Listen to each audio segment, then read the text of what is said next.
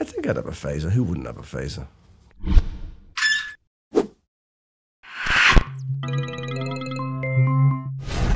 We have been waiting for someone worthy of our attention. You chose to do the right thing. Hi, Jason. Nice Hi. to meet you. So I understand you were a bit of a Star Trek fan before you started on Discovery. No. Oh. No, I wasn't. I mean, I was when I was a kid, and Yeah. I absolutely loved it, and I was addicted to it when I was a kid.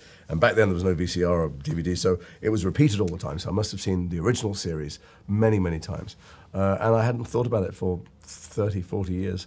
And I knew it had been very popular. And when they asked me if I wanted to be captain of a starship, I said no originally. I just thought, why? Who wants to walk in those boots?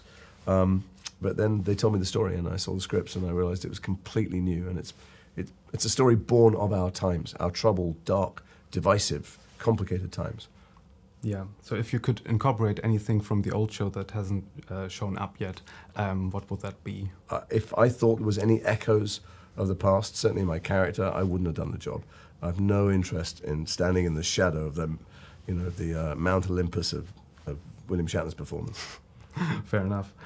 So there's a lot of damaged people on the Discovery, a lot of complex characters. Mm-hmm. Do you think Captain Lorca's commitment and competence outweighs his how much danger he could pose to his crew? Well, what I love, you rightly point out that these are complicated characters, and I think audiences are very sophisticated, and we live in challenging times.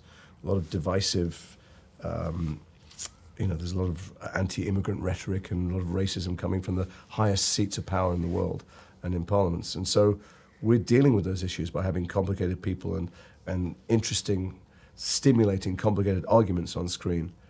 The underlying theme of always in Star Trek is optimism and inclusion and diversity, but it's a complicated route to get there. And I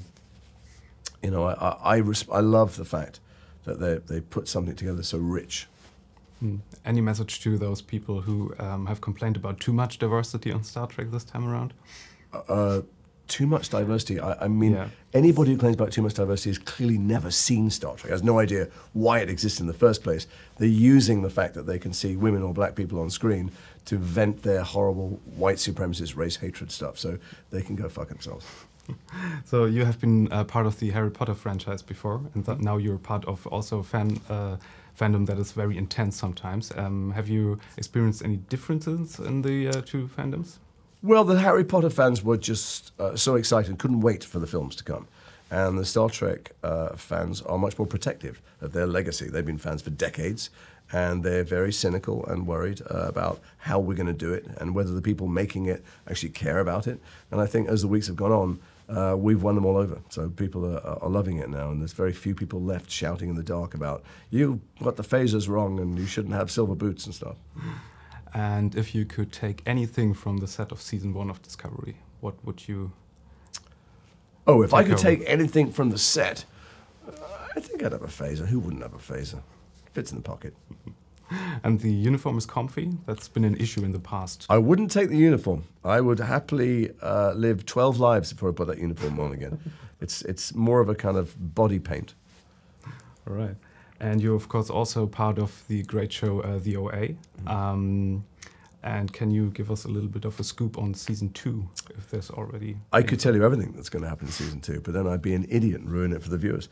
There is a season 2. That's all I can tell you. What the hell they're going to do and where it's going to go and who's going to be in it, I have no idea. That's a lie. I have many ideas, but I'm not telling you. If you made up a story in your head, like a little headcanon about what's with the Chinese cookies on your desk? Oh, what's in the fortune? No, there are actual fortunes in there. Scripted ones or... No, I use it. I open them in the scenes and I read them, and I think whatever Lorca would think about those things.